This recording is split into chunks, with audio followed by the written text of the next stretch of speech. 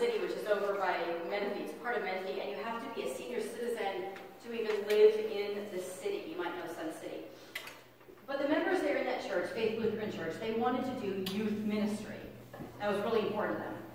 Well, they didn't have any youth in the congregation other than the occasional visiting grandchild. And they were set in a residential neighborhood, so nobody really drove by and saw their property anyway. But still, it was very important to this congregation that they serve actively in youth ministry. So the pastor and I told them that we needed to look for some kind of a community approach to youth ministry outside the church area, you know, not right there on the grounds. And they thought that that was fine, and they were really excited about that. So the pastor and I thought and prayed and looked around for opportunities, and we asked the council one day if starting up a college campus ministry would count as youth ministry to them. And they said it very much did. And so we were all very eager to begin research as to what this campus ministry might look like.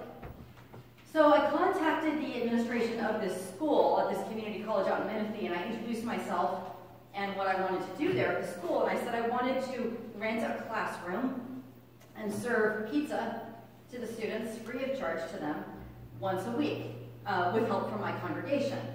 And then I would lead a discussion there on all matters of faith, from looking at the world's religions to talking about psychological issues like dealing with grief or stress or anger or things like that, to studying topics like religion and science or justice or sexuality or anything that interested the campus students.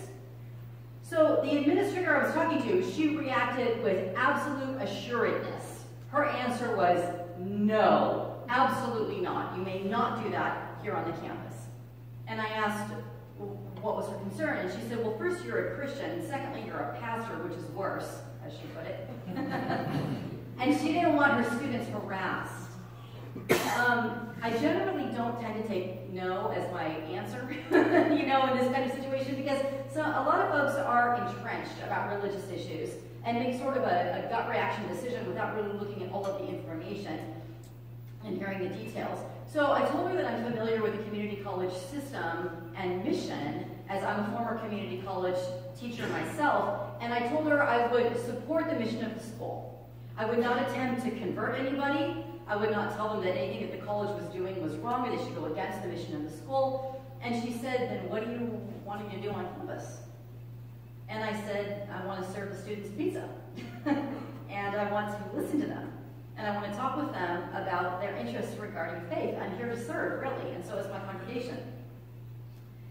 Well, she ended up telling me that just prior to my phone call, there had been a Christian group on campus that had poster board signs they were holding for all the students to see between classes that said things like, are you sure you're not going to burn in hell when you die? You know, or, you know, be saved immediately or you're in danger, that kind of a thing. I told her I would not do that. Anybody from my church would not do that. That's not our style, and in fact, I consider that harassment. So finally, trusting me a little bit more, she said that we could give it a shot. And so I worked in that campus ministry for the next few years with my congregation in great partnership with our college. We had a really good time. But prior to that, she'd been afraid. She'd been afraid of my identity as a Christian, and particularly as somebody learning to be a pastor. She was thinking about the student's identity. She was thinking about the college's identity, and if those identities would all match and work together. And rather than taking a chance initially on what we were trying to do there, because she had fear, she wanted to stop the whole thing. Now, I don't blame her, of course, given what had just happened with this other group on campus with these signs, but it's also a good idea, perhaps, to delve deeper into questions of identity and purpose and intent before making an automatic decision. Good things happened, I think, on that college, because eventually she did say yes. Another story. I've taught an introductory class on world religions at colleges and churches for years. It's one of the things I love to do. So about 2 years ago, I had this idea that I could teach this kind of thing at another place. A place that was not a church where some people might feel uncomfortable attending, and not at a college or other academic environment, but rather someplace out in the community. Out in the community where all people might congregate. So I contacted the public library in the city where I served in ministry, and again I spoke with a woman who was in charge, of outside services and classes. And I explained who I was and what I wanted to offer there at the library, a world religions class, free of charge to the community for anybody interested in learning. Her response was one of the most dramatic that I've heard. "No way," she said, "because discussions of religion could lead to politics, and politics leads to controversy, and controversy leads to violence, and I will not have violence in my library." In one sentence, in a millisecond, she had escalated the situation to fistfights and weapons there in her library in my community room during the class. Now, I told her that I've taught this to hundreds of students of all ages and backgrounds, and never once have I had an issue of violence, and I can definitely handle and even control this kind of conversation, and it would not escalate to violence. But she didn't believe me, and I told her that it was more dangerous, in my opinion, not to talk about these things than to talk about these things. But she was adamant.